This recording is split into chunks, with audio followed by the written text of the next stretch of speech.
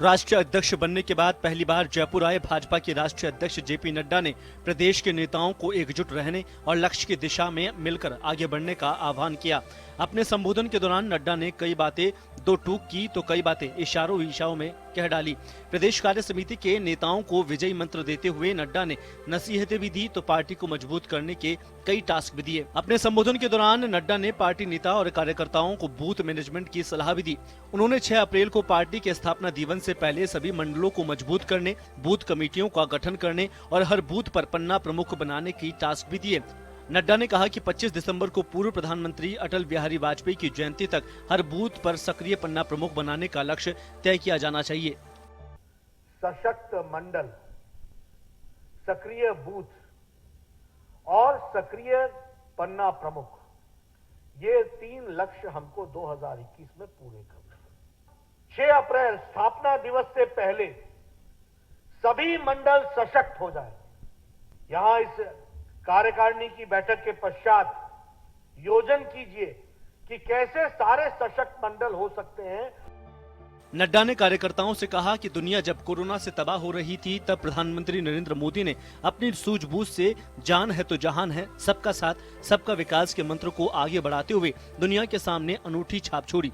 उन्होंने किसान आंदोलन का जिक्र करते हुए कहा कि कुछ लोग अन्नदाताओं को गुमराह कर रहे हैं, ऐसे लोग हर आंदोलन में दिखाई देते हैं।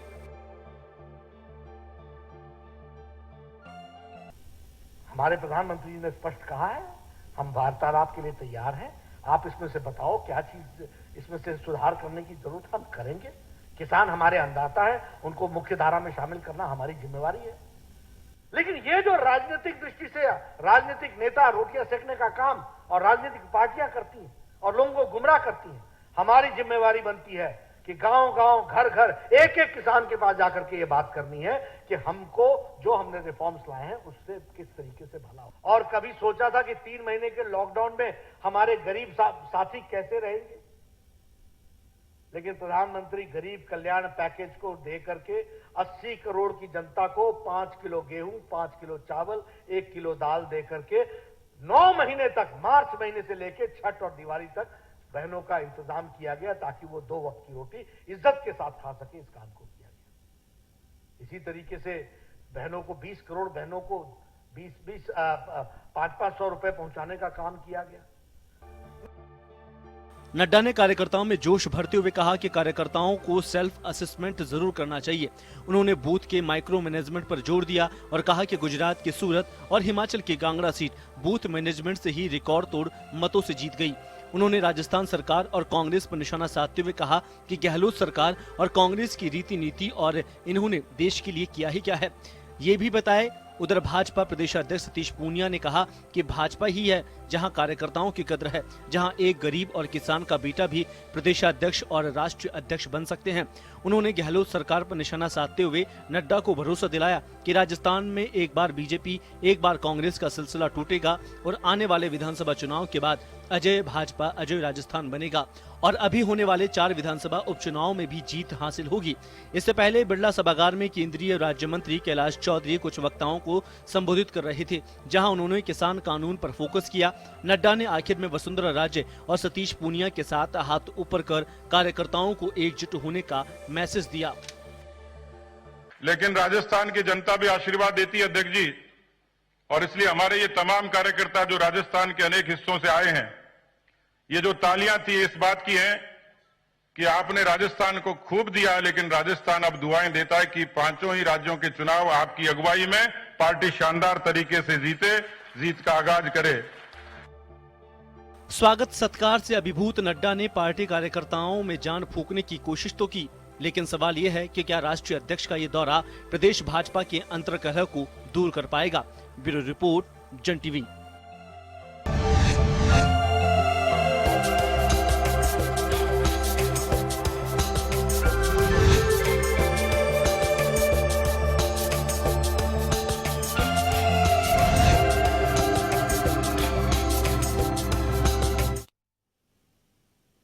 नमस्कार, जन टीवी में स्वागत है आपका। मैं हूं योगेंद्र, आप देख रहे हैं खास खबर। खास खबर में हम बात करेंगे भाजपा राष्ट्रीय अध्यक्ष जेपी नड्डा का राष्ट्रीय अध्यक्ष बनने के बाद पहला राजस्थान दौरा। जयपुर 1 दिवसीय दौरे पे वो आए और भाजपा प्रदेश कार्य समिति की बैठक को संबोधित किया।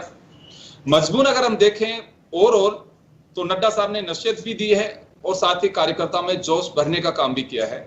उन्होंने यह भी कह दिया कि कार्यकर्ता या नेता पोस्टमैन का काम ना करें, खुद का आत्म विवेचन जरूर करें कि मैं कहां पे हूं और मैं क्या कर रहा हूं। साथ ही जो बीजेपी लगातार ये बात कहती आ रही है कि भाजपा ही है जिसमें एक कार्यकर्ता, एक आम कार्यकर्ता राष्ट्रीय अध्यक्ष बन सकता है, प्रधानमंत्री बन सकता है, प्रदेश अध्यक्ष बन सकता है। कांग्रेस और राजस्थान सरकार पे भी उनका जमकर निशाना रहा, लेकिन भाजपा प्रदेश अध्यक्ष ने भी उनसे वादा किया है कि आने वाले दिनों के 4 विधानसभा के बाई इलेक्शन हम जीत के आपको देंगे। और एक बार बीजेपी, एक बार कांग्रेस राजस्थान में जो विधानसभा चुनाव में सिलसिला चल रहा है उसको हम तोड़ करके अजय भारत, अजय राजस्थान और अजय भाजपा बनाएंगे। तो चलिए हम इसी ओर रुक करेंगे और हमारे साथ कांग्रेस से ज्योति खंडेलवाल जी हैं और भाजपा से पंकज जोशी जी हैं। सभी का स्वागत है। श्याम जी, आपके पास आना चाहूंगा। सबसे पहले तो मैं, आपने पूरा स्पीच भी सुना जेपी नड्डा साहब का, सतीश पूनिया जी का। इस पूरे उसमें अगर देखें, यह तो अपेक्षित था कि कार्यकर्ताओं में जोश भरा जाएगा और राज्य सरकार है उस पर जमकर निशाना साधा जाएगा। इसमें कहीं कोई नहीं है, स्क्रिप्ट तो पहले से तय थी और हम लोग जानते भी थे कि ये सब कुछ तो होगा नहीं, बात नहीं है। लेकिन इस दौरे के मायने क्या हैं? देखिए योगेंद्र जी, काफी समय से इंतजार हो रहा था कि राष्ट्रीय अध्यक्ष आए, कि वो बेटे की शादी करने के लिए पहले पुष्कर आए थे। वो 2 दिन 3 दिन रहे भी थे पुष्कर, लेकिन अजमेर के वहाँ पार्टी के लोग भी गए थे शादी में शामिल होने, लेकिन पार्टी के संबंध और उसके बाद अब वो क्योंकि आए हैं और निश्चित रूप से उन्होंने आज बहुत सारी चीजें कही, ये संदेश देने का प्रयास भी किया कि आप एकता के सूत्र में बन जाइए और पार्टी को मजबूत करने का प्रयास कीजिए। तो उनके मन में आशंका जरूर है कि भाजपा राजस्थान में जिस तरह से चलनी चाहिए उस तरह से नहीं है। इससे पहले आपने देखा होगा कि जब एयरपोर्ट पे जब गए थे, अलग अलग नेता अलग अलग टाइम पे पहुंचे और अलग अलग गुट में बातचीत भी कर रहे थे अलग अलग तरीके से, लेकिन जैसे ही नड्डा जी आए सब एक तरफ, क्योंकि उनको गुलदस्ता देने के लिए एक जगह इकट्ठे होकर के ये दिखाने का प्रयास किया कि हम सब एक है। और आज जिस प्रकार से सतीश पूनिया जी ने पूर्व मुख्यमंत्री वसुंधरा राजे जी की तारीफ के पुल बांधे, पता नहीं क्यों बांधे, उनको पता पड़ गया कि राष्ट्रीय अध्यक्ष जी के सामने यदि वसुंधरा जी की मैं काट छाट करूंगा जिस प्रकार से पहले करता आया हूं तो मेरी स्थिति ठीक नहीं होगी। तो उन्होंने बाकायदा स्टेज पर कहा कि वसुंधरा जी के शासन में हमने बहुत कुछ दिया, सब कुछ किया और ये एकता का सूत्र बांधने का प्रयास भी किया। लेकिन जेपी नड्डा ने सभी का जिक्र किया उन्होंने, चाहे ओम माथुर हो, चाहे गजेंद्र सिंह शेखावत हो, या फिर दूसरे और जो नेता बैठे, गुलाब चंद कटारिया हो, कैलाश चौधरी हो, जो मंच पे बैठे हुए लोग थे उनका सभी का जिक्र किया और जो उनके नाम का संबोधन कर रहे थे उससे पहले पूरी एक भूमिका भी बनाई जा रही थी। नहीं योगेंद्र जी, ये तो बात सही है कि लेकिन तारीफ करने वाली बात पहली बार सतीश पूनिया जी के माध्यम से प्रदेश कार्यकारिणी की बैठक हो रही थी, उसमें आपने तारीफ करने की कोशिश की। तो इसका मतलब है कि जब आप दिल्ली गए थे तो आपको कहा गया था कि आप जब प्रदेश कार्यकारिणी की बैठक में जब मैं मौजूद रहूं तो ऐसा लगना चाहिए कि आप वरिष्ठ नेताओं को महत्व देते हैं, क्योंकि बुजुर्ग और युवाओं में जिस प्रकार से समन्वय नहीं है उसका परिणाम देखने को मिला। लेकिन उन्होंने साथ साथ आज कहा कि राजस्थान सबसे भ्रष्ट हो गया है प्रदेश देश में, ये कहा उन्होंने आज। और उन्होंने कहा कि कांग्रेस सुशासन नहीं देती है, कुशासन देती है, बहुत सारी चीजें कर गए। तो अब दायित्व बन गया है प्रतिपक्ष के नेता का कि जब वो बजट बहस पे भाषण करेंगे या बातचीत करेंगे तो वो अपने नेता की बात वहां कहेंगे और मुख्यमंत्री जी से सवाल करके पूछेंगे ये सारी चीजें, क्योंकि बहुत सारी चीजें आपको, और 4 उपचुनाव भाजपा के लिए बहुत बड़ी चुनौती है। यदि इन्होंने जनता सेना वाले रणवीर भिंडर को साथ नहीं लिया तो ये जीतने वाले नहीं है वहां पर। तो ये चैलेंजिंग है। कहना तो सब पार्टी कहती है कि हम चारों जीतेंगे, सब चुनाव जीतेंगे, नहीं जीतते नहीं है ना। कहना तो है क्योंकि कार्यकर्ताओं को जोश बढ़ने का है दायित्व, और क्योंकि वो राष्ट्रीय अध्यक्ष है इस नाते से उनको सबका ध्यान रखना पड़ता है, सारी बातें। उनका कि कार्यकर्ता बोझ नहीं है और वो समस्या नहीं समाधान है। तो उन्होंने कार्यकर्ताओं का महत्व इन नेताओं को समझाने का प्रयास किया। और उन्होंने कहा कि मेरे पास एक नेता 20 साल से आता था, कहता था नड्डा जी कुछ हुआ ही नहीं, कुछ मिला ही नहीं। तो मैंने उनको यही बाद में एक दिन ये कहा कि यहाँ आने और करने से कुछ नहीं मिलता है, कार्यकर्ता को फील्ड में काम करने से कुछ मिलता है। तो बहुत सारी चीजें देखिए, नड्डा जी जो कुछ कहते हैं,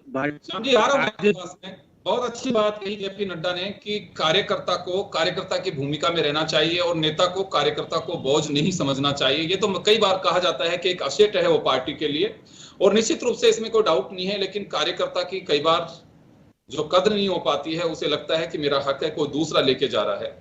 और राजनीति में कई बार ये भी देखा जाता है, नड्डा साहब ये भी उनको कहना चाहिए था, अवसरवादिता की राजनीति हर पार्टी में है। आज ये नहीं देखता है कि वो कार्यकर्ता 20 साल से काम कर रहा है, 30 साल से कर रहा है, कि उसने कब दरी बिछाई थी, कितनी बार जेल गया है, कितनी बार उसने आंदोलन में लाठियां खाई हैं। वो ये देखते हैं कि जिताऊ रहना चाहिए कार्यकर्ता, दागी हो चाहे बागी हो, वो जिताऊ होना चाहिए। ये राजनीतिक दलों में कहना बहुत सहज है, भाषण कोई भी दे सकता है, लेकिन पार्टियों का मूल मंत्र यही रह गया है। नड्डा साहब को यह बात भी कहनी चाहिए थे कि यह अवसरवादिता की राजनीति से अब राजनीतिक दलों को बाहर आना चाहिए। हर राजनीतिक दल में, मैं बीजेपी की बात नहीं कर रहा हूं, कहीं भी यह देखा जाता है जिस राज्य में चुनाव तोड़फोड़ शुरू होती है, किसी की आत्मा जागृत नहीं होती है कि चल करके अब दूसरी साइड में चले जाएं। एक बड़ा सवाल है ये राजनीति के लिए, ये खुद को भी विवेचन करना चाहिए कि वास्तव में जो कुछ राजनीतिक दल कर रहे हैं वो सब कुछ उचित है क्या। लेकिन कार्यकर्ताओं के बीच होकर के कार्यकर्ताओं में जोश भरने की बात एक अलग होती है, वो नजरिया अलग होता है, अंदाज अलग होता है, लेकिन सच्चाई उसके इर्द गिर्द नहीं होती है। सच्चाई ये होती है कि कैसे भी किसी भी कीमत पर सत्ता कैसे हासिल की जा सकती है, ये राजनीतिक दलों का ध्येय रह गया है। तोड़फोड़ कैसे की जा सकती है, ये मैकेनिज्म रह गया है। किस कदर कैसे जो कार्यकर्ता उसकी पीड़ा को कैसे नजरअंदाज किया जाता है, ये राजनीतिक दल बहुत बेहतर तरीके से समझते हैं। ज्योति जी, आपके पास आना चाहूंगा। नड्डा साहब ने कार्यकर्ताओं में जोश तो भराई, लेकिन निशाने पर आपकी राजस्थान सरकार, हमारी सबकी है खैर सरकार तो, और कांग्रेस दोनों रहे। उन्होंने साफ साफ कहा कि, सतीश पूनिया ने भी कहा कि अगर राजस्थान को क्राइम कैपिटल भी कहें तो कोई अतिशयोक्ति नहीं है। देखिए योगेंद्र जी, जहां तक राष्ट्रीय अध्यक्ष होने के नाते उनका आकर के कार्यकर्ताओं में जोश भरने का सवाल है, तो उसमें तो मुझे कोई ज्यादा विशेष टिप्पणी करनी नहीं है। हर पार्टी का अपना एक तरीका होता है, अपनी कार्य समिति की बैठक होती है और उसमें अपने कार्यकर्ताओं को उत्साहित करने के लिए अपने अपने तरीके से बातें कही जाती है। लेकिन मैं दो बातों पर आपको जरूर विशेष रूप से इस बारे में कहना चाहूंगी। पहली बात तो कि वो उस पार्टी के भी राष्ट्रीय अध्यक्ष है जो उसकी केंद्र में सरकार है, और इस समय जनता दो विषयों में उनसे जरूर विशेष रूप से कुछ सुनना और राहत पाना जरूर चाहती है, और वो एक है कृषि कानून और दूसरे हैं महंगाई। लेकिन आप इस बारे में कोई भी राहत की बात, देखिए आप जब राष्ट्रीय अध्यक्ष जब किसी प्रदेश में आता है तो वो केवल पार्टी के कार्यकर्ताओं के लिए नहीं आता है। अगर आपकी सरकार है तो उस केस में जनता भी उम्मीद करती है कि हो सकता है कि हमें कुछ राहत के नाम पर भी कुछ ऐसा सुनने को मिलेगा कि हम इस महंगाई की मार से कैसे बच सकते हैं, जिसका कोई जिक्र जो है वो उनकी ओर से नहीं किया गया। मतलब जनता के लिए उनका कोई आगमन जो है वो दिखाई नहीं देता। जहां तक कांग्रेस पर आरोप लगाने की अगर हम बात करते हैं तो भ्रष्टाचार को लेकर के तो मुझे बड़ा अफसोस होता है कि आप कांग्रेस पर आरोप लगाते हैं। हम सब जानते हैं कि आपके मुख्यमंत्री पर खुद भैरव सिंह शेखावत खुद जो है भ्रष्टाचार के 11,000 करोड़ के आरोप लगे हैं, और इस समय तो अगर हम देखते हैं तो राजस्थान में जिस तरीके से लगातार भ्रष्टाचार पे नकेल कसी जा रही है, केसेस सामने आना ज्यादा भ्रष्टाचार होना नहीं होता है। भ्रष्टाचारी लोगों को पकड़ने का मतलब है कि आप सुशासन दे रहे हो, आप डर पैदा करने की कोशिश कर रहे हो, आप भ्रष्टाचार को टॉलरेट नहीं करोगे, उसको एक्सेप्ट नहीं करोगे, इस बात का संदेश दे रहे हो।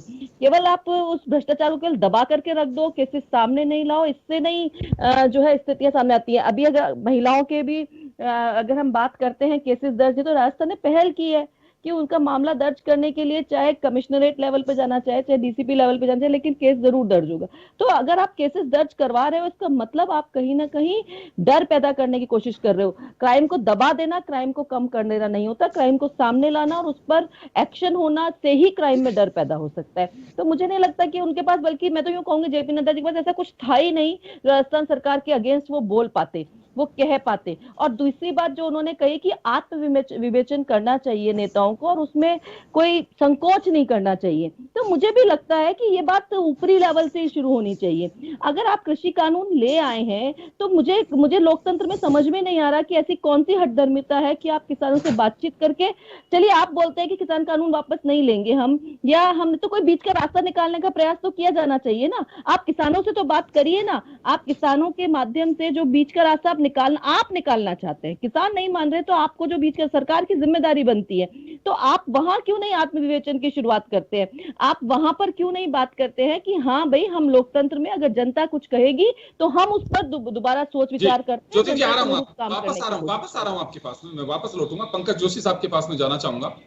पंकज जी, दौरा था आपकी पार्टी के अध्यक्ष का, और निश्चित रूप से कोई पार्टी का सुप्रीमो आता है तो कार्यकर्ताओं को उम्मीद भी होती है, सुनना भी चाहते हैं, और अपेक्षा भी होती है कि कार्यकर्ताओं में एक नया जोश पैदा करेंगे। हर बार होता है, लेकिन कुछ चीजें ऐसी हैं कि जो अभी भी नोट, जैसे श्याम जी ने सवाल खड़े किए कि मैसेज तो देने की पूरी कोशिश की कि पार्टी सब एकजुट है, लेकिन ना जाने में ना आने में सब नेता साथ ना तो गए। और मंच का एक दृश्य आप देख रहे होंगे कि जब सतीश पूनिया जी का और वसुंधरा राजे जी का हाथ नड्डा जी ने ऊपर उठा करके किया कि हम लोग एकजुट हैं, जैसे होता ना कि सबके हाथ एक साथ करना और हम लोग सब साथ साथ हैं, वो वाला मैसेज देना। ये मैसेज देना कार्यकर्ताओं के बीच में कहना और हकीकत में बड़ा अंतर है। अभी भी एक चर्चा ये भी रही कि वसुंधरा राजे को कहीं भी पोस्टर पे, होर्डिंग्स में, बैनर पे स्थान नहीं दिया गया, वो पूर्व मंत्री थी। ये सवाल मेरा इस वजह से है कि मुझे ध्यान है कि राहुल गांधी जब जयपुर आए थे, रामला मैदान में सभा थी, रोड शो भी किया था उन्होंने, तो अशोक गहलोत के पोस्टर नहीं थे। बीजेपी के बहुत कमेंट्स आए थे उस पे कि पूर्व मुख्यमंत्री हैं, उनका हक बनता है, उनको नजरअंदाज कर दिया गया। क्योंकि एक दूसरे दल की आप लोग चिंता करते हो, इससे मुझे बहुत खुशी होती है कि एटलीस्ट ये व्यवहार बना रहना चाहिए। देखिए योगेंद्र जी, पहली बात मैं बताऊं कि जब आपने दो बातें कही कि राष्ट्रीय अध्यक्ष ही आते हैं, तो निश्चित रूप से देखिए जोश का संचार होता है और ये होता है। श्याम जी ने कहा कि जो ये कहा, मैं कह रहा हूं कि श्याम जी यदि भोजन पर थे तो मैं था भोजन पर, यदि आपके बहुत सारे लोग भी थे जिन्होंने तस्वीरें खींची हैं, उस भोजन पे जो है सतीश जी ने जो है बाकायदा माननीय पूर्व मुख्यमंत्री जी को, नड्डा जी को, और नड्डा जी ही नहीं पूरे कार्य समिति को जो है भोजन जो है उन्होंने अपने हाथ से करवाया। स्वयं भोजन करने नहीं बैठे, आपने बहुत सारी तस्वीरें देखी होंगी, और उसके बाद उन्होंने जो भोजन लिया वो सारे के सारे जहाँ प्रदेश कार्य समिति के सदस्य थे उनके साथ भोजन किया। तो मैं कह रहा हूं कि ये जो बातें कहना कि इस चीज की तस्वीर उनके साथ नहीं थी, इनके साथ नहीं थी, क्योंकि ये पार्टी जो है केवल और केवल किसी व्यक्ति विशेष के साथ नहीं है। जैसा कि नेहरू परिवार के साथ 23 लोगों के केसरिया साफा में पहन करके इस पूरे देश का जो सिर मुकुट है कश्मीर में जाकर के ये बात करना कि ये कहना कि जो है कांग्रेस की स्थिति क्या है, ऐसी स्थिति कोई भी, यदि हमारा नेता यदि कहता है कि कोई मुझे परेशानी है या कोई चीजें हैं, तो राष्ट्रीय नेतृत्व तो उसको सुनता है, राष्ट्रीय नेतृत्व तो उसको बात करता है। और ये बात बिल्कुल सही बात है कि कहीं भी किसी को कोई यदि समस्या है, कोई परेशानी है, कोई बात है, तो राष्ट्रीय सामने करे। उसके बाद एक प्लेटफॉर्म है और प्लेटफॉर्म पे होनी चाहिए, बात होनी चाहिए। लेकिन ये नहीं है कि प्लेटफॉर्म के बाहर जाकर के बात करें, और प्लेटफॉर्म के बाहर जाने का, बात करने का जो मीनिंग है वो ठीक नहीं होता। आज खुद आप मुझे बताइए कि आज जो है इधर नड्डा जी के साथ में आपने देखा, और एक जो है लगातार मैं जो टीवी देख रहा था, माननीय नड्डा साहब जो है जयपुर में 1 घंटे का जब प्रवास था उनका, उस प्रवास के तहत देख रहा था, जो न्यूज 18 एक खबर चला रहा था, और जो है अधीर रंजन चौधरी जी ने कहा कि जो है आनंद शर्मा जो है वो जो है स्वार्थी हैं और अपने स्वार्थ के लिए जो है ये सारी की सारी रचना कर रहे हैं। मुझे बताइए कि ये चीजें ज्यादा ठीक थी, या जो बात अभी श्याम जी ने वो बात नहीं कही। क्यों?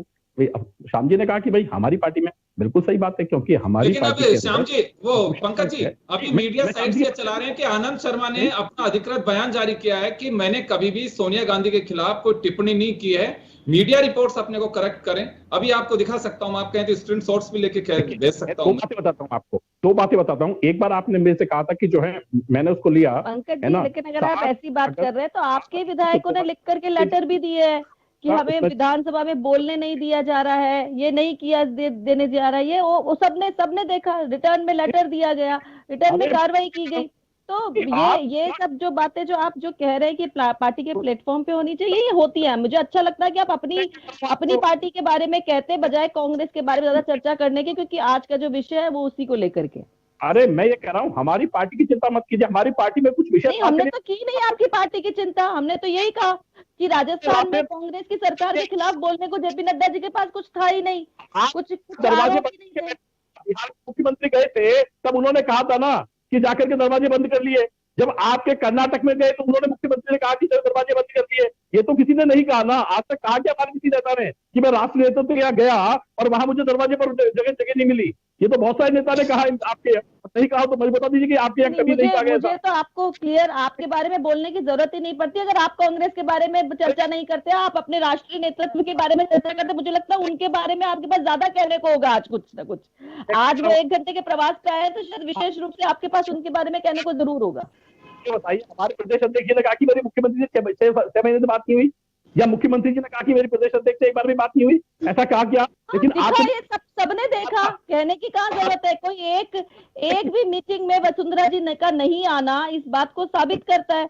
जिस तरीके से वो इस समय जनता से दूर है, बीजेपी की प्रदेश कार्यकारिणी से दूर है, बीजेपी के संगठन से दूर है, जिस तरीके से कमेंट्स आ रहे हैं लगातार, जिस इग्नोर, जैसा अभी कहा भी योगेंद्र जी ने कि आप पोस्टर्स पे उनको जगह नहीं दे रहे, वो सब कुछ दिखाई दे रहा है, सबको दिखाई दे रहा है। बात कर ली आपके तो छोटे से मंत्री जी ने निकर की बात कर ली। और बताइए, और तो और क्या क्या बातें करी। मैं कह रहा हूं हमारे बात करने से आपके जहाँ जो हो रहा है उसका जवाब कैसे मिल जाएगा पंकज जी? तो आप पलट करके हमारे बारे में बोलेंगे, उससे आपका जवाब कैसे मिल जाएगा? आप अपने बारे में कहेंगे तो ज्यादा अच्छा लगेगा।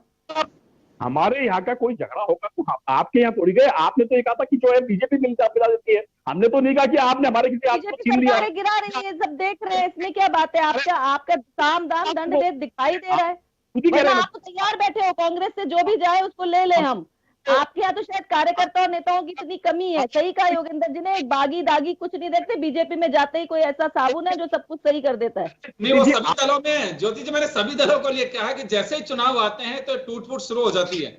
गिर गया बेचारा, इसलिए तो ये तो आपके यहाँ जो भी होता है ना वो बीजेपी कराती बेचारी, और बाकी जो हमारे यहाँ होता है ना उसमें कांग्रेस नहीं कराती। ये गारंटी है, ये बिल्कुल गारंटी है कि हमारे यहाँ कांग्रेस कुछ नहीं करा सकती। हम आपको लिख के दे देंगे, क्योंकि खुद की ताकत नहीं है तो दूसरे भी क्या कराएंगे। इसलिए हम ये बात मानते हैं कि हमारे यहाँ हमारा कुछ भी नहीं है, जो कुछ भी है हमारा है।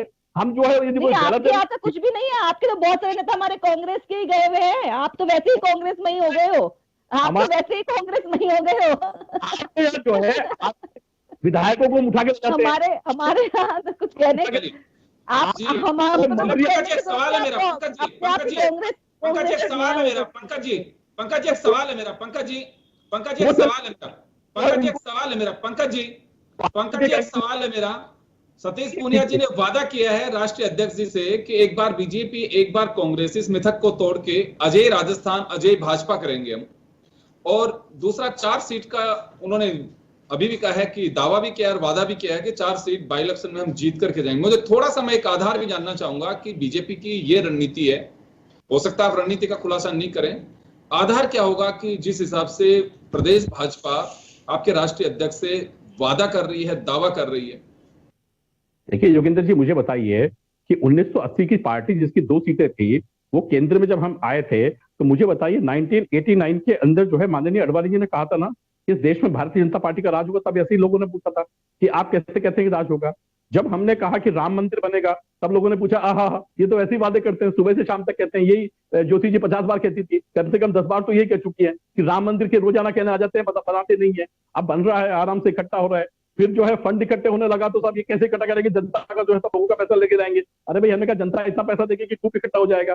उसके बाद धारा 370 नोट के साथ लोग कहते हैं धारा 370 भी हट गई, 35 भी हट गया। और मैं यही कह रहा हूं कि ये भारतीय जनता पार्टी जो है, आपने कहा ना कि किन चीजों पर है, कार्यकर्ताओं के कार्य पर, हमारे नेताओं के विश्वास पर और जनता तक जाने का जो राष्ट्रीय अध्यक्ष ने जो मंत्र दिया है कि आप जाइए, लोगों के बीच में रहिए, कार्यकर्ताओं के बीच में रहिए और काम करिए। और काम करने के बाद निश्चित रूप से पार्टी में कोई भी व्यक्ति, जब आप मुझे बता दीजिए कि जो छोटे से छोटा व्यक्ति है वो भी जो है ऊपर तक पहुंच सकता है। खुद नड्डा जी ने बताया, नड्डा जी से पहले भी जो है बहुत हमारे राष्ट्रीय अध्यक्ष रहे, उन सबकी यदि आप वीडियो देखेंगे तो कहीं ना कहीं जो है छोटे से कार्यकर्ता से एबीपी से उठे, एबीपी के बाद में जो है संगठन में आए, संगठन में आने के बाद आज तक पहुंचे हैं। तो ये इस जो ताकत है कार्यकर्ताओं की, जो ताकत है हमारे राष्ट्रीय नेतृत्व की, जो ताकत है हमारे प्रदेश नेतृत्व की, उन कारण से हम 4 सीटें भी जीतेंगे और आने वाला जो विधानसभा चुनाव होगा उसमें भी जो है, क्योंकि भारतीय जनता पार्टी 24/365 डेज की, जी हम चलिए श्याम जी आपके पास आना चाहूंगा बीजेपी के लिए।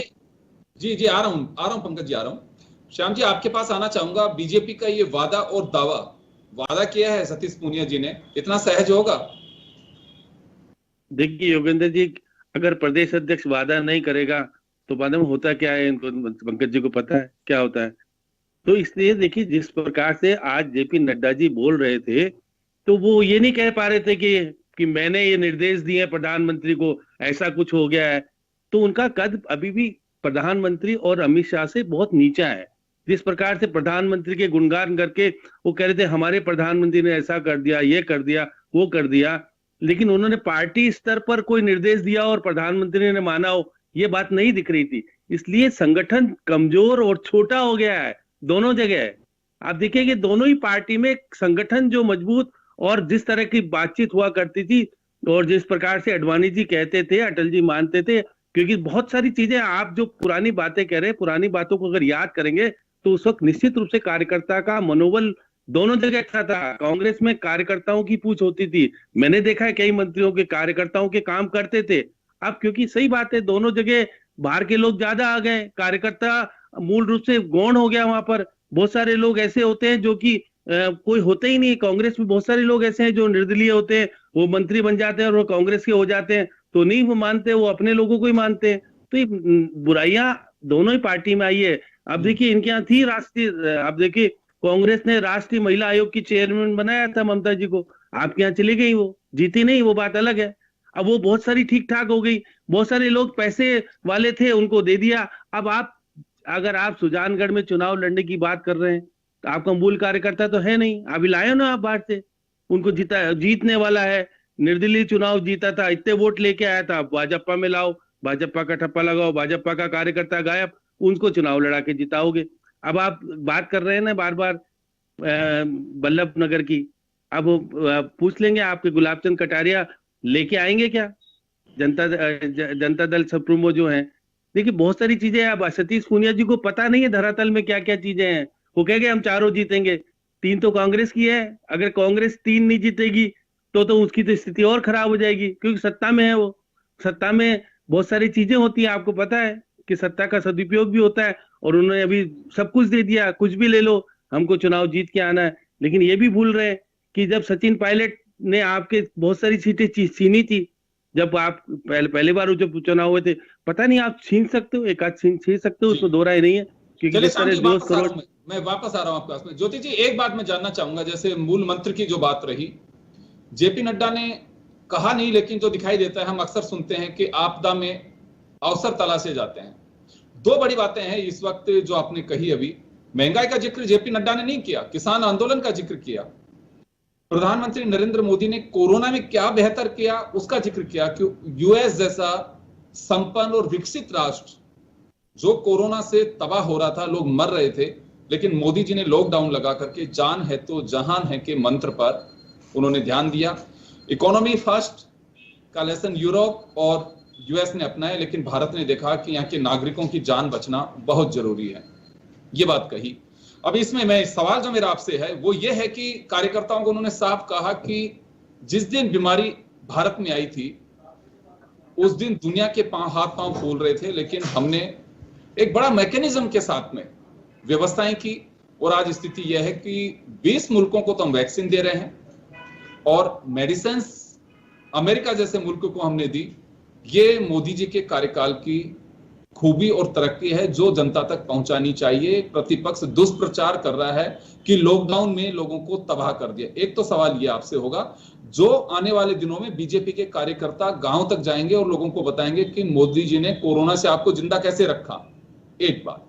दूसरी बात, जिस किसान आंदोलन का आप जिक्र कर रहे हैं, जिसे काला कानून कहते हैं, उसके लिए भी उन्होंने साफ कहा है कि किसानों को 70 साल में सरकारें ये नहीं दे पाई, ये मोदी जी दे रहे हैं।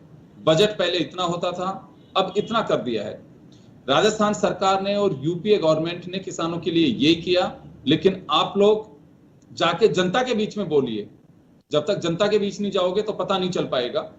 तो ये 2 ऐसे मुद्दे देकर के गए हैं कि जो टारगेट के रूप में रहेंगे और जनता के बीच जाकर के बताएंगे कि आपको क्या करना है और जनता को समझाना है, ताकि प्रतिपक्ष के दुष्प्रचार से आम जनता बच सके। मैं ज्योति जी आपका जवाब लूंगा। यहां एक छोटे से ब्रेक के लिए रुकेंगे, ब्रेक के बाद हम जल्द लौट रहे हैं।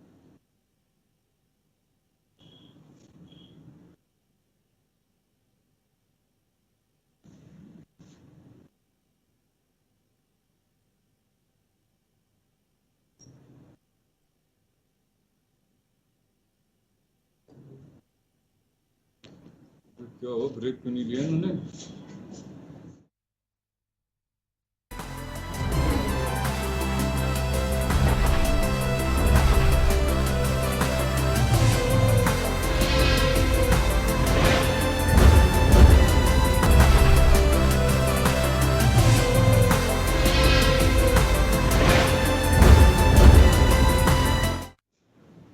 ब्रेक के बाद एक बार फिर आपका स्वागत है। आप देख रहे हैं खास खबर, बात कर रहे हैं भाजपा राष्ट्रीय अध्यक्ष जेपी नड्डा का जयपुर दौरा। ज्योति जी, दो बातें जो मैं आपसे सवाल के रूप में ले रहा था, उसमें कोरोना और किसान आंदोलन दोनों को लेकर के प्रतिपक्ष लगातार केंद्र सरकार पे हमला बोल रहा है, लेकिन यहां दोनों ही मुद्दों को भुनाने की पूरी कोशिश करेगी बीजेपी। और आने वाले दिनों में, जैसे कहते हैं ना कि आपदा में अवसर तलाशे जाते हैं, इन्हें आपदा में अवसर की तरह ही देखा जाना चाहिए और साफ मंत्र की तरह कह के गए हैं कि इन्हें आम जन तक पहुंचाइए, नहीं तो प्रतिपक्ष जो दुष्प्रचार कर रहा है उसका जवाब इसी से दिया जाएगा। देखिए, कोरोना का समय जो है वो एक बहुत लंबा समय निकला है। 1 साल से ज्यादा का समय कोई छोटा समय नहीं होता, इसलिए जनता को अपने आप पता चलता है, कोई भी दुष्प्रचार करके कुछ फैला नहीं सकता है। पता चलता है किसने साथ दिया है इस मुश्किल समय पे, और प्रधानमंत्री जी की क्या नीति रही है वो दिखाई देता है। आपको उस समय ट्रंप का स्वागत करना था, आपको कार्यक्रम करना था यहाँ पर, इसलिए जो आपके पास कोरोना को लेकर के चेतावनियां आ रही थी, खुद राहुल गांधी जी ने भी अपना ट्वीट करके उनको बताया था, जताया था, और जिस तरीके की खबरें आ रही थी उसमें उस कार्यक्रम को रोका जा सकता था, तो शायद हम आज कोरोना की इस स्थिति में भी न होते, जो और देशों में जो हम यूं कहें कि जहां हमारा देश पहुंचा है, शायद लॉकडाउन की नौबत ना आती। दूसरी बात, जब लॉकडाउन जब आपने लगाया तो ये सब जानते हैं कि उस समय जो प्रवासी श्रमिक, जो प्रवासी मजदूर जो अपने घर जाने के लिए परेशान हुआ है, उसको जो रोटी रोजी की जो तकलीफ आई है, उसको जो परेशानी हुई है, वो लंबा कई कई किलोमीटर लंबा सफर पैदल तय करके गया है। जो उसको परेशानी आई, उसको कोई दूसरा जाके बोले कि नहीं नहीं कोरोना में मोदी जी ने बहुत अच्छा काम किया, वो कैसे मानेगा इस बात को? उसने खुद ने भुगता है, खुद ने महसूस किया है, खुद पहुंचा है वो गांव में, और आज जब उसको रोजगार की जब दिक्कत आ रही है तो वो रोजगार जो है वो उसको नहीं मिल रहा है। तो ये सब चीजें उसको प्रैक्टिकली जब व्यवहारिक रूप से ही जब सामने आ रही हैं, तो उसमें अगर बीजेपी के लोग जाएंगे, मुझे लगता है कि लोग उनसे खुद ही सवाल पूछेंगे कि तुम आपका कहने का आपका बेस क्या है। दूसरी बात जो आपने कही किसान आंदोलन को लेकर के कि इसके बड़े फायदे हैं, इसका बड़ा है, आप जाकर जन जन तक पहुंचाइए। मुझे लगता है कि सरकार को सबसे पहले प्रयास करना चाहिए, जो आंदोलन करने वाले जो किसान हैं, जो इतने टाइम से बॉर्डर पर बैठे हुए हैं, लंबे समय से वहां बैठे, आप सबसे पहले जाके उनको तो समझा दीजिए। आप वहां पर जाकर के तो कहिए, देखिए लोकतंत्र में केवल एक हठ धर्मिता सब कुछ नहीं होता, जनता की बात को सुनना पड़ता है, समझना पड़ता है, और उसके अनुरूप ही कार्य किए जाते हैं। लेकिन आप उस भावना को समझने का प्रयास ही नहीं कर रहे, केवल कह रहे हमने जो कर दिया वो सब कुछ बिल्कुल सही है, क्योंकि हमें पता है कि हम किन के लिए काम कर रहे हैं और उनके लिए वो सही है। हमारे दो वाली जो बात करते हैं, उद्योगपतियों वाली जो बात करते हैं, उनके लिए बिल्कुल सही है, इसलिए ये बिल्कुल सही है और हम इसमें कुछ भी गलत नहीं सुनना चाहते। लेकिन लोकतंत्र केवल उन कुछ चुनिंदा लोगों का नहीं है, ये देश में बहुत बड़ी जनता है, बहुत बड़े लोग हैं, उन तक जाकर के अपनी बात को कहना पड़ता है, जो आप नहीं कह पा रहे हैं। ज्योति जी, बीजेपी एक बात लगातार कह रही है और ये भी बताया गया है कि लोग आपसे पूछ सकते हैं कि किसान कानून जिसका विरोध किसान लगातार कर रहे हैं, उन्होंने बताया कि कुछ चेहरे देख लीजिए, सड़कें जाम होती हैं तो वही दिखाई देते हैं। महाराष्ट्र में अगर कोई, देखिए इसके लिए तो उनको खुद ने जो शब्द इस्तेमाल किए, उन्होंने एक आंदोलन जीवी करके उसको खुद ही उनको पार्लियामेंट में बदलना पड़ा। छात्र आंदोलन, लोकतंत्र में आंदोलन करने वालों को आप कोई अलग कैटेगरी दे दे और उसको बोल दे कि वही चेहरे नजर आते हैं, मुझे लगता है इससे ज्यादा अपमान नहीं हो सकता है। किसान आंदोलन का, किसानों का इससे ज्यादा अपमान नहीं हो सकता है। आपको अपने शब्द चुन करके बोलने चाहिए। तो आप प्रधानमंत्री हैं, आप पूरे देश के प्रधानमंत्री हैं, बीजेपी के प्रधानमंत्री नहीं, ये पूरे देश के प्रधानमंत्री हैं, हर एक वर्ग के प्रधानमंत्री हैं। इस बात को आपको स्वीकार करना होगा। आपको मैं यही बात बार बार कह रही हूं, प्रधानमंत्री जी एक्चुअली में अपने आप को कुछ एक विशेष वर्ग का प्रधानमंत्री समझते हैं और उसमें उद्योगपतियों की संख्या बहुत ज्यादा है। तो इसीलिए जब उनको लगता है कि मैं इनका प्रधानमंत्री हूं, इसलिए उनके हित के काम करते हैं, जबकि आप प्रधानमंत्री पूरे देश के हैं, हर वर्ग के हैं। तो आपको आपका कार्यकलाप, आपकी शब्द, आपकी भाषा सब उसी के अनुरूप होनी चाहिए, जिसका प्रधानमंत्री जी समय समय पर जिनके कमी जो चलिए है ज्योति जी, वापस आ रहा हूं। मैं एक बात जानना चाहूंगा पंकज जी, आप कहेंगे कि ये मीडिया का काम है, कहीं से मीन मेक निकाला जाता है। मुझे बहुत अच्छे से ध्यान है कि जब वसुंधरा जी मुख्यमंत्री थी, अमित शाह साहब राष्ट्रीय अध्यक्ष थे, भाजपा प्रदेश कार्यालय में आए थे, उस दौरान एक सिलसिला चलता था बीजेपी नेताओं का, किसी दलित के घर खाना खाना, किसी कच्ची बस्ती में जाके भोजन करना। लगता था कि उससे मैंने पूछा भी था अमित शाह साहब से कि इन सब से क्या होता है, कि ये तो हमारी परंपरा है, हर नेता जाके खाता है। ये सवाल इस वजह से उठता है कि जैसा देश वैसा भेष, या कि जैसा अवसर वैसे अपने आप को ढालना है। कभी कोई नेता, मुझे ध्यान नहीं है कि बंगाली यानी काली माता के मंदिर में अभी तक कोई बीजेपी नेता कभी गया हो। यहाँ कितने नेता जा चुके हैं। बंगाल में चुनाव है तो काली माता के दर्शन, अगर कहीं पे दलित को लुभाना है तो फिर उसका खाना खाना। ये सब चीजें क्यों एक रूट पे क्यों नहीं चलती बीजेपी? ये इस वजह से सवाल उठता है कि अवसर तलाशे जाते हैं। देखिए, मैंने एक बहुत आपको सही बात की। देखिए, मीडिया हर एक प्रश्न का चौथा स्थान पे मीडिया प्रश्न उठा सकता है, इसमें कोई प्रश्न नहीं है। और जो प्रश्न उठते हैं उसी प्रश्नों को जो है जवाब देने के लिए जो लोकतंत्र है उसमें होना चाहिए। आपके प्रश्न थे, मीडिया के प्रश्न थे, जो अभी हमारे वरिष्ठ जो है पत्रकार हैं आदरणीय श्याम जी, उन्होंने कहा कि लगातार जो है हमारे ऊपर एक लगातार बातें की जा रही थी कि 2 हैं, 3 हैं, 5 हैं, 6 धड़े हैं, 7 धड़े हैं, तो की जा रही थी। तो आज वो जो है राष्ट्रीय अध्यक्ष जी आए तो सब चीजें हैं। तो इसका जो पूरा का पूरा मैकेनिज्म है, आपने जो देखा पूरा आज जो चल रहा था, जिस तरह से मैंने बहुत सारे टीवी शोज में मीडिया को देखा। देखिए, मीडिया का काम मीडिया कर रहा है, हमें कोई इससे परवाह नहीं है। हम ये नहीं कहते कि मीडिया यदि ऐसा दिखा रहा है तो मीडिया से भाग जाए। आपने देखा ऐसी पार्टीज भी हैं, राष्ट्रीय पार्टियां हैं, जो मीडिया से दूरी बना करके उन्होंने कह दिया कि जाएंगे ही नहीं हम मीडिया के पास, हम नहीं जाएंगे। लेकिन हमने कहा कि नहीं, हम मीडिया के पास जाएंगे। मीडिया के पास क्यों नहीं जाएंगे? अपनी चीज को लेकर के जाएंगे। उन्होंने कोई बात रखी है तो हम उसको उनका जो है उत्तर लेकर के प्रधानमंत्री जी ने मीडिया से बात की, आपकी बातों पे आ रहा हूँ। बताइए आप, हमारे प्रधानमंत्री जी कैसे बनाया उसी को प्रधानमंत्री जी सबसे मैं आ रहा हूँ, वही आ रहा हूँ मैडम, वही आ रहा हूँ मैडम, मैं वही आ रहा हूँ मैडम, मैं वही आ रहा हूँ। आप एक एक का जवाब दे रहा हूँ मैं, बिना लिखे आप बंगाली समाज मुझे जो दर्शन करने गए वो मैं जानना चाह रहा हूँ। नहीं, मैं कह रहा हूँ बीजेपी नेता गया नहीं अभी तक वहां पे। हो सकता है, देखिए, ये आपने जो बात सोची हो, आपने जो समझी हो, है ना, वो बात हो, ठीक हो। आपने कहा कि बंगाल में चुनाव है इसलिए हम काली बाजार चले गए। आपकी बात मैं बिल्कुल सीधे से कहता हूँ ना, हाँ, कोई बात नहीं हो सकता है। ये चुनाव है, चुनाव में हम जो चीजें कर रहे हैं, क्या अनैतिक चीज नहीं करेंगे। लेकिन ये बात बिल्कुल सही है कि हम अनैतिक नहीं करेंगे, गलत नहीं करेंगे, किसी भी रूप में नहीं करेंगे। हाँ, हम बात करेंगे लोगों की यदि भावना यदि उससे लगती है तो हम उस भावनाओं का आदर करेंगे, हम उसको जाएंगे, पहली बात। दूसरी बात, हम कभी नहीं कहेंगे कि जो है जिस तरीके से अभी जो है प्रदेश के एक मंत्री ने जिस तरह के भाषा जो है प्रधानमंत्री के लिए यूज करी है, मैं कह रहा हूं कि उनका जो चरित्र है, उनके जिस परिवार से वो आते हैं, उस परिवार में ऐसी भाषा का उपयोग नहीं होता है। लेकिन उन्होंने यूज करी, मेरे अच्छे मित्र हैं, लेकिन उन्होंने यूज करी। ये उनकी हो सकता है इस पार्टी में आने के बाद इनकी ऐसी व्यवस्था हुई हो। दूसरी बात, तीसरी बात, इन्होंने कहा कि हम तो हमारे दो, जो बात कही ना अभी लगातार की जो लोग हैं। अब आपको 2 छोटे छोटे उदाहरण आपके सामने देता हूं। सबसे पहला उदाहरण 5400 करोड़ रुपए का, 1200 करोड़ के ठीक है, केवल 5400 करोड़ रुपए का सीधा सीधा प्रभाव जो है वो लोगों की, जनता पर फ्यूल सरचार्ज का जो है सीधा जनता की जेब से जाता है। 5400 करोड़ रुपए का जो है केस जो है अडानी साहब का था। किसने लड़ा? आपके यहां से जो है मुझे बताइए कि पार्टी प्रथम होती है या जनता प्रथम होती है, क्या बेसिकली जो है उनका प्रोफेशनल प्रथम होता है? यहां शायद जो है ये भूल गए कि इन्हीं के नेता का प्रोफेशनल जो है किसकी तरफ से लड़े? जो इनके माननीय जो सिंघवी साहब हैं, वो किसकी तरफ से लड़े? स्टैंड के नाम ही बना देते हो आप तो स्टैंड के क्या, देश के लिए क्या कॉन्ट्रीब्यूशन, तो नाम जाएगा तो क्या कॉन्ट्रीब्यूशन? आप तो देश के नाम, स्टैंड के नाम ही दे देते हो उनको। 4000 करोड़ रुपए का भुगतान आपने जो है प्रायोरिटी के बेस पे कर दिया, पहली बात। दूसरी, आपने सोलर ऊर्जा का, सुनिए, आप किस बेस पे नाम दिया ये तो बताओ आप, ये तो बताओ आप कि ऐसा क्या क्या क्या क्या आपको उनसे हित था, क्या क्या लगाव था कि आपने तो स्टैंड के नाम ही दे दिए स्टेडियम के।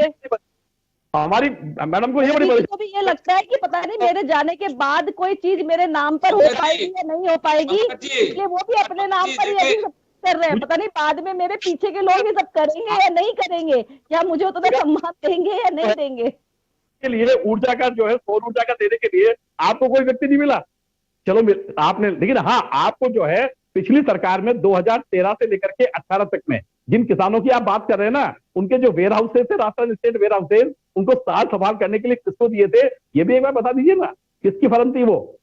और जो नाम बताऊं, अगर गलत हुआ था तो आप सवाल उठाते, जरूर उठाते, लेकिन जब कुछ गलत नहीं होता तो सवाल नहीं उठते हैं। लेकिन जब गलत होता है, जब सामने दिखाई देता है तो सवाल उठना लाजमी है, इसमें क्या बात है। दिखाई दे रहा है कि आपने इनडायरेक्ट में किस तरीके से फायदा पहुंचाया है वो दिखाई दे रहा है। व्यक्तिगत बात नहीं करना चाहता, लेकिन मैं कह रहा हूं एक एक नाम लूंगा ना तो सब चीजें खुल करके सामने आने लगेंगी। चाहे मैं कल्पतरू का नाम लूंगा तो समझ में आ जाएगी। मुझे आप अब तक नाम क्यों नहीं ले पाए, समझ में नहीं आ रहा। हम अगर कुछ गलत हो रहा था तो नाम लेते, लेकिन आपके पास कुछ गलत कहने को था नहीं। आपने गलत का दुष्प्रचार करके नाम लेने की कोशिशें जरूर की, लेकिन वो सब आज रिहा हो गए, वो सब आज बरी होकर के आ गए कोर्ट के केस से। ऐसी बातें केवल बोल देने से नहीं होता, लेकिन सामने दिखाई देता है। जो चीज सामने दिखाई देगी वो तो बोलनी पड़ेगी। आपने स्टेडियम के अगर स्टैंड के नाम दिए हैं तो वो दिखाई देते हैं हमको, क्यों आपका हित वहां पे लग रहा है, क्यों लगाव लग रहा है, हमको दिखाई देता है। और क्या लोगों ने जो है उस पर विश्वास किया, तो मैं कह रहा हूं इस पे भी जो है मोहर लग गई। अब बात रहती है, मैं कह रहा हूं अब एक चीज की बात रहती है जो आपने कही, बहुत महत्वपूर्ण बात कही कि हमारे देश ने, चाहे राज्य में किसी की भी सरकार हो, किसी की भी चीज हो, लेकिन जब देश की बात होती है तो माननीय प्रधानमंत्री जी ने कहा कि हाँ हमारे जो राज्यों की सरकारें थी उन्होंने अच्छा काम किया, उन्होंने सरकारों ने जो काम किया उसके बल पर आज भारत जो है वहां पर खड़ा हुआ है। क्यों? क्योंकि वो हमारी आंतरिक बातें हो सकती हैं, लेकिन कोरोना काल के अंदर हमने किसी की सरकार को ये देखा कि इनके कारण से प्रधानमंत्री जी, अपने ही देश के प्रधानमंत्री जो पहले प्रधानमंत्री थे उनके बारे में विदेश में जाकर के बोलते हैं, उनके बारे में भी सुनना पड़ता है उनको कि आप ऐसे कैसे कर रहे हैं। वो विदेश में जाकर के बोलते हैं और आप ही ज्ञान दे रहे हैं हमें कि हम देश के मामले में एक हो जाते हैं। चलिए मैं वापस आ रहा हूँ पंकज जी वापस आ रहा हूँ, पंकज जी वापस लौट रहा हूँ आपके पास, पंकज जी वापस आ रहा हूँ, पंकज जी वापस लौट रहा हूँ सर, मैं वापस आ रहा हूँ। मैं श्याम जी आपके पास आना चाहूंगा। देखिए पत्रकार भी, जैसे आजकल राजनीतिक दल कहते हैं कि ये पत्रकारों का काम है, कोई सवाल भी पूछना थोड़ा सा ऐसा लगने लगता है कई बार जैसे गुनाह हो रहा हो। सभी राजनीतिक दलों में उनके मुताबिक जो प्रश्न आप पूछ रहे हैं उसी में उत्तर होना चाहिए, जब तो ठीक है, एक ही सलाह दे रहे हो आप किसी को, लेकिन पूछा जाता है। और यहाँ एक सवाल मेरा ये, आपको ध्यान होगा मेरे साथ थे उस वक्त जब अमित शाह साहब से पूछा गया था कि आप दलित के घर खाना खाने के लिए जा रहे हैं, तो गए थे तब, तो उन्होंने कहा था कि तो परंपरा है, बीजेपी का हर नेता ही जाता है, लेकिन अब की बार भोजन नहीं किया गया किसी दलित के यहाँ पे। अब की बार बंगाली समाज के मंदिर जो यहाँ बना हुआ है, काली माता का मंदिर, उसमें दर्शन करने के लिए पहुंचे। तो मैं जो पंकज जी से सवाल था, पंकज जी ने हालांकि बड़ी सहजता के साथ उत्तर दिया, मैं आपसे भी जानना चाहूंगा इसके कुछ मायने हैं। देखिए योगेंद्र जी, निश्चित रूप से ये कहिएगा कि बंगाल के लोग राजस्थान और जयपुर में काफी तादाद में रहते हैं और वोट देने जाएंगे, ये भी बात सही है कि यहाँ से वोट देने भी जाएंगे, तो उनको कम से कम ये जागरूक कर गए कि बंगाल में वोट हो रहा है और मैं आपकी देवी के दर्शन करने आया हूँ। तो वो सारी बातें होती है। राजनीतिक पार्टी में निश्चित रूप से नेता अपनी पार्टी को मजबूत करने के लिए उसे चाहे जो करवाओ करने के लिए तैयार रहता है। अब जिस प्रकार से पंकज जी बार बार कह रहे थे कि देखिए राष्ट्रीय अध्यक्ष ने आज कहा कि हमको टच एंड गो वाले नेता नहीं चाहिए, तो अब वो कह रहे थे और उसका अनुसरण खुद ने नहीं किया, टच एंड गो हो गए, वो हो गए। देख लीजिए, राष्ट्रीय अध्यक्ष किसी राज्य के दौरे पे आता है और वो कहता है कि मुझे 2-2.5 घंटे में वापस लौट के जाना है, तो आखिर इस राज्य के प्रति उसका कितना वो है, ये तो वफादारी, कितनी वो समर्पित भाव है। तो देखिए आपको राष्ट्रीय, देखिए आज जो प्रदेश कार्यकारिणी की बैठक थी, प्रदेश कार्यकारिणी की बैठक गुप्त कमरे में होती है, इनको पता होना चाहिए, उसमें रणनीति तैयार होती है। ये तो एक जलसा था, सम्मेलन था, जिसमें आपके पूरे प्रदेश के जिलाध्यक्ष भी आए थे और जितने लोगों को बुलाना चाहा था वो बिरला ऑडिटोरियम में। आज अगर कार्यकारिणी की बैठक होती है, एक बात मैं कहना चाहूंगा श्याम जी, आप ही को कंटिन्यू रखूंगा, मैं एक छोटी सी बात कहना चाहूंगा, लेकिन मैं सपोर्ट करता हूं इस वाक्य का जेपी नड्डा का। उन्होंने एक बात को स्वीकार किया, ये केवल ये नहीं कहा कि बीजेपी ऐसा कर रही है दूसरी पार्टियों को, मुझे लगता है कि सभी पार्टियों के लिए एक नसीहत भी है ये।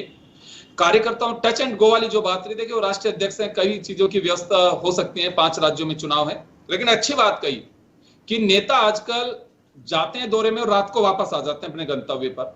रुकना चाहिए। पता लगता है कार्यकर्ताओं के बीच रहने से कई चीजों का और आपको जानकारी मिलती है, कुछ इनपुट्स आते हैं। मुझे लगता है ये सभी राजनीतिक दलों के लिए है। मुझे अच्छे से ध्यान है कि अशोक गहलोत ने पिछली बार जब बैठक के बाद में कहा था कि मंत्रियों को अपने प्रभार वाले जिलों में जाकर के वहां रात्रि विश्राम करना चाहिए, वरिष्ठ लोगों से मिलना चाहिए, प्रशासनिक अधिकारियों से बात करनी चाहिए। तो नड्डा की मुझे इस बात को लेकर के मुझे खुद को महसूस होता है कि वास्तव में राजनीति में यह दौर खत्म होता जा रहा है कि प्रवास पे जो लोग जाते हैं वो रुकते नहीं है। किसी को प्रभारी बनाया, रात को वापस। तो एक अच्छी बात कहूंगा मैं इसे कि उन्होंने जो अब ये देखिए बीजेपी पे कितना असर हो पाता है, दूसरी पार्टियों का नहीं, लेकिन ये दोनों तरफ आवाज उठ चुकी है और कहीं ना कहीं कोई कमजोर कड़ी जरूर है कि बिना लोग रुके वापस लौट करके आ जाते हैं, या रुक भी जाते हैं तो उस तरह के मनोहार में वो उलझ जाते हैं कि जिसका कोई औचित्य नहीं रहता है कि कार्यकर्ताओं के बीच उनका प्रवास रहा कि नहीं रहा। लगता है कि ये दौर जो पहले एटलीस्ट बीजेपी में हुआ करता था, प्रवास के नाम से बीजेपी के ही संघ का कार्यक्रम होता है प्रवास, उसी को बीजेपी ने भी अडॉप्ट किया कि प्रवास कार्यक्रम है। कांग्रेस में कहते हैं रात्रि विश्राम नेता वही करेगा। तो ये एक सिलसिला खत्म सा होता जा रहा है। तो ये एक अच्छी कड़ी हो सकती है इसमें। देखिए ये बात सही है कि अगर कोई नेता किसी कार्यकर्ताओं के बीच में बैठता है, वरिष्ठों से बात करता है, तो पार्टी की कमजोरियां हाथ ही हाथ में, इसमें दो राय नहीं है। ये बात सही है कि जाना चाहिए प्रवास। अरुण सिंह जी रुके रात को, लोग मिलने के लिए पहुंचे ही समय था तो MNI देखिए अब देखिएगा कि मैं कह रहा हूँ कि अभी तो प्रभारी जी बहुत कम आए हैं। हमारे जो गवर्नर साहब हैं वो तो यहाँ बहुत बड़ा लंबा प्रवास करते थे, क्योंकि भाजपा में जब तक सक्रियता दिखेगी नहीं, प्रभारी अगर, क्योंकि प्रभारी इनके बीजी प्रभारी हैं, ये तो वो तो संगठन से संबंधित है, तो वो दिल्ली ज्यादा देखते हैं, राजस्थान कम देखते हैं। उनको दे तो दिया है राजस्थान, और 6 प्रभारी तो आती नहीं है, वो तो कम आती हैं, एक बार ही आई हैं, और वो सक्रियता नहीं दिखा पानी। जिस प्रकार से सक्रियता, निश्चित रूप से पार्टी के बड़े नेता अगर सक्रियता दिखाएंगे तो कार्यकर्ता का मनोबल भी बढ़ेगा, और नीचे के स्तर पर जो कुछ हो रहा है उसकी जानकारी पार्टी के लोगों को तक पहुंचनी चाहिए, जो कि नहीं हो पा रहा है। जैसे राहुल गांधी ने निश्चित रूप से ब्लॉक स्तर के कार्यकर्ताओं से सीधी बातचीत करने का सिलसिला जो शुरू किया था, वो प्रभावी ढंग से बाद में हो नहीं पाया, बात अलग है। ये बात सही है कि हर नेता को नीचे के स्तर की बातचीत सुननी चाहिए, और क्या कुछ है उसके बारे में बुराइयां अगर आ रही है तो ये बात मान के चलिए कि पार्टी के लिए वो मजबूत करने के लिए आधार बनती है। आप किसी की बुराई करने का मतलब ये नहीं कि आप ये सोचिए कि तो गलत है, पार्टी को चाहता नहीं है। इसलिए पार्टी संगठन में हमेशा बातचीत सुनी जाती थी। भाजपा में तो बहुत कुछ था, यही कारण है कि 200 से 300 से ऊपर तक आया। ये उसका कारण यही है कि नेता जाते थे, बैठते थे, बात करते थे, और सारी चीजों का माहौल बनता था। वो माहौल अब भाजपा में इवेंट मैनेजमेंट आ गया है, उससे चुनाव महंगा भी हो गया है, और कार्यकर्ताओं की जो स्थिति बननी चाहिए वो कम ही होने लगी है।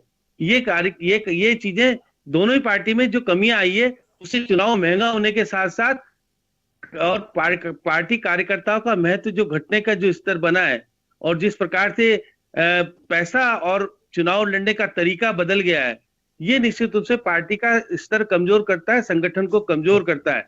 यही कारण रहा है शुरू से। पंकज जी तो जानते हैं, पंकज जी ने जिस तरह से धरातल को देखा है और जिस प्रकार से बातचीत हुई है, तो पार्टी कमजोर होने के कारण भी बहुत सारे हैं। पंकज जी स्वीकार करेंगे, ज्योति जी भी स्वीकार करेंगी कि ज्योति जी ने तो चुनाव पार्लियामेंट का लड़ा है।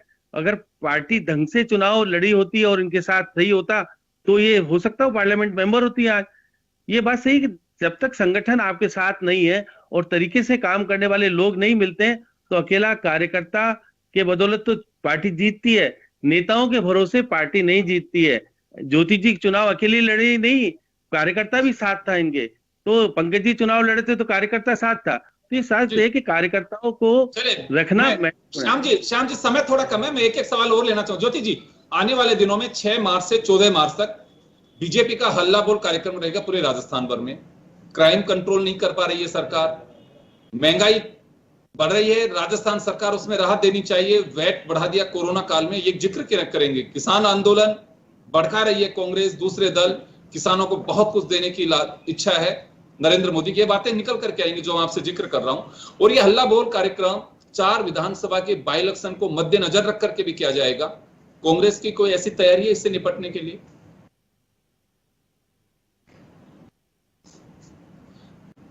ज्योति जी अनम्यूट करिए, आपके यहाँ से म्यूट किया हुआ है सिस्टम को।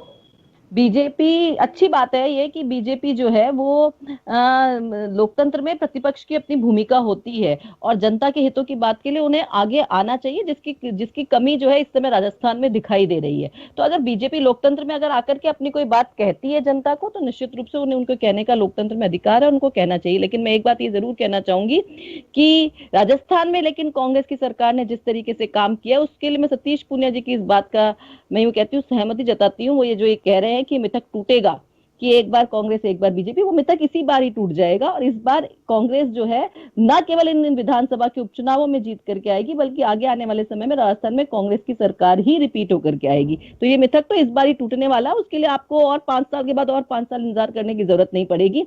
और जहां तक आप जनता के लिए, आप जाइए ना, क्यों नहीं जा रहे हैं, जाइए सड़कों पर, कहिए पेट्रोल की दरों को किया जाए, बोलिए ना। राज्य सरकार ने तो 2% वैट पहले भी कम किया, आगे भी कम करने की तैयारी है। केंद्र सरकार क्या कर रही है पेट्रोल की दरें कम करने पे? कम दरों के पे मिलने के बावजूद क्यों वो इतनी ज्यादा दरों पर पेट्रोल उपलब्ध करवा रही है? उनको जनता के बीच में जाना चाहिए, जवाब भी देना चाहिए, उन्हें कहना भी चाहिए, बताना भी चाहिए, क्यों आप सिलेंडर की दरें इतनी ज्यादा बढ़ा रहे हो, क्यों लगातार जनता पे भार पड़ रहा है। जाओ आप जनता के बीच में, सड़क पे उतरो, जनता के बीच में जाओ, उनकी परेशानियों को सुनो, तो ये सवाल आपके सामने आएंगे। और उससे हम भी उम्मीद करते हैं कि आपके संगठन के माध्यम से आपके प्रधानमंत्री जी तक ये बात भी पहुंचेगी कि जनता की ये डिमांड है जिस पर उनको विचार करना चाहिए, और संगठन इस बात को वहां तक भी मजबूती तक पहुंचाएगा। जी पंकज जी, आपके पास आना चाहूंगा। बहुत अच्छी बात है, पन्ना प्रमुख, पन्ना बूथ समितियां भी बनी है, अभी बूथ समिति, पन्ना प्रमुख, ये बात कही गई है और डेट्स दी गई है आपको बाकायदा, 6 अप्रैल, 25 सितंबर और दिसंबर का भी है। उसमें पंडित दीनदयाल उपाध्याय जी की जयंती, अटल जी की जयंती, भाजपा का स्थापना दिवस, 3 दिवस दिए गए हैं जिसमें आपको सारा काम निपटाना है। अमित शाह साहब, मुझे लगता है कि बीजेपी में सुपर चाणक्य हैं वो, उन्होंने बूथ मैकेनिज्म और मैनेजमेंट को लेकर के बहुत अच्छी कही थी। हमें भी बहुत अच्छा लगता था कि बीजेपी ऐसे कुछ कर लेगी तो फिर तो हराना बहुत मुश्किल काम है। कई जगह सुखद परिणाम आप लोगों को देखने को मिले, लेकिन अभी तो कमिंग डेज में कोई ऐसा चुनाव नहीं है। अभी 2.5 साल इंतजार करना पड़ेगा आपको राजस्थान के चुनाव के लिए। 3-4 सीट का बाई इलेक्शन है अभी आपके सामने। तो पन्ना प्रमुख और ये सारी एक्सरसाइज बीजेपी पहले भी कर चुकी है, लेकिन रिजल्ट वैसे नहीं आए। कार्यकर्ता को कोल्हू के बैल की तरह हर पार्टी पेलना तो चाहती है, लेकिन कार्यकर्ता की को पीड़ा सुनने की कोशिश करता है। यहाँ पे भी नड्डा साहब ने ये नहीं कहा कि कार्यकर्ता को, ये तो कहा कि कार्यकर्ता एक एसेट है, कार्यकर्ता को बोझ मत समझिए। लेकिन कार्यकर्ता जब अर्जियां लेकर के पार्टी के कार्यालयों में जब सत्ता होती है तब आते हैं, तो उनकी स्थिति का मालूम है। यहां से फोन किया जाता था, कलेक्टर सुनता नहीं था, एसपी सुनता नहीं था, एसडीएम सुनते नहीं थे, और वो खबरें जब चलती थी तो ये कहा जाता था कि कोई 1-2 केस ऐसा हो सकता है, बाकी काम होते हैं। सर, कार्यकर्ता का उसी वक्त अगर कद्र होती तो सत्ता में वापसी नहीं होती। मिथक पहले टूट चुका होता आप लोगों का। जय मैकेनिज्म आप लोगों ने बूथ का पहले तैयार किया था, अब नया क्या हो जाएगा इसमें?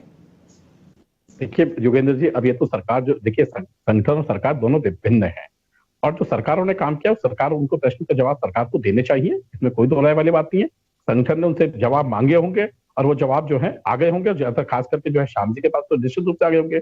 लेकिन मैं एक बात जरूर कह सकता हूँ, आपने जो संगठन की बात कही, कि मैं एक बात कह सकता हूँ भारतीय जनता पार्टी के अंदर, कि मैं अभी कहीं एक प्रभारी था, और प्रभारी होने के नाते जो आज तक मैंने कार्यकर्ता हूँ, आपने जो एक बात कही, मैं ये कह सकता हूँ प्रदेश नेतृत्व को आज की डेट में, कि एक टिकट को जिसको हमने फाइनल किया, तो माननीय प्रदेश अध्यक्ष जी ने कहा कि लोग ये कहा करते थे कि जो ऊपर से टिकट होते हैं, मैं कह सकता हूं कि प्रदेश अध्यक्ष जी ने मेरे से पूछा कि इस टिकट की जो है ये है कि इसमें क्या है। मैंने कहा कि ये एक कारण है कि एक समाज जो है इसके कारण है, हो सकता है हम 2 या 3-4 सीटें लूज कर जाएं, लेकिन हम किसी भी चीज को, राजनीतिक हम दल हैं और राजनीतिक दल होने के कारण हमें जो है हमारी जो कई चीजें मैसेज देने होते हैं, उन चीजों को जो है हम तोड़ नहीं सकते।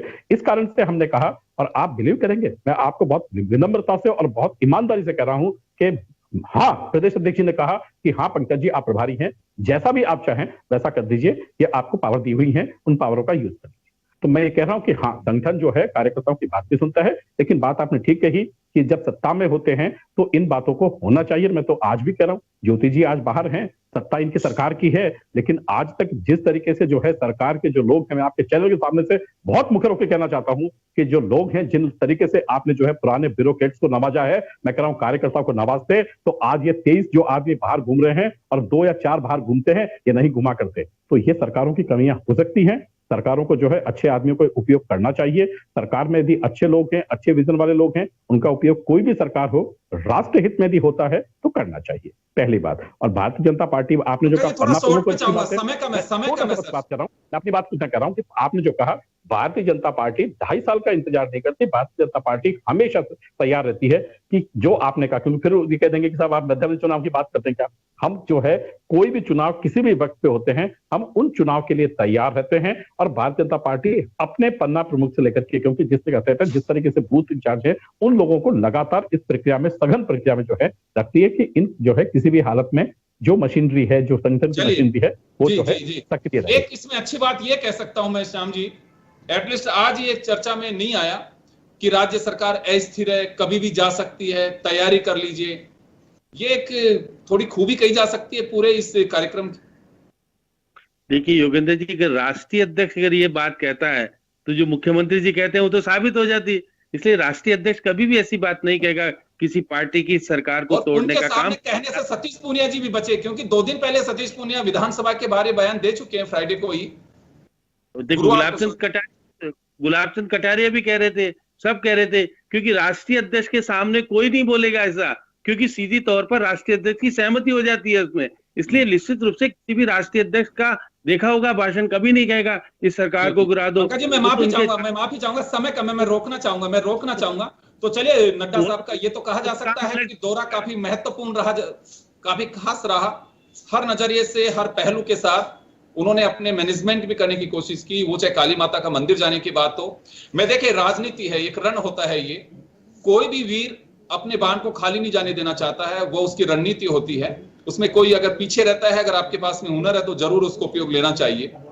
लेकिन सवाल एक अभी भी रह गया है कि क्या भाजपा में बेशक अगर दिखाई देता है तो उसे दबाया जा रहा है, और दिख करके उसे नजरअंदाज कर रहा है तो बीजेपी की भूल है, क्योंकि ये साफ दिखाई देता है कि अंतरकलह भाजपा का है। वो अभी भी सवाल वाहे खड़ा हुआ है कि आखिर इसका क्या होगा।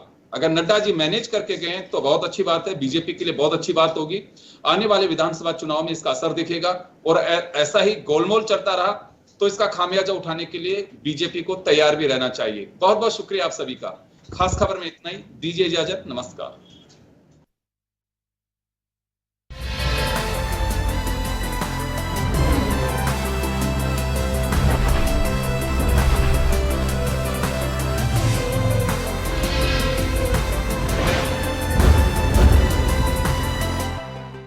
जन टीवी की लेटेस्ट अपडेट पाने के लिए हमारे चैनल को जरूर सब्सक्राइब करें और नोटिफिकेशन पाने के लिए बेल आइकॉन दबाएं।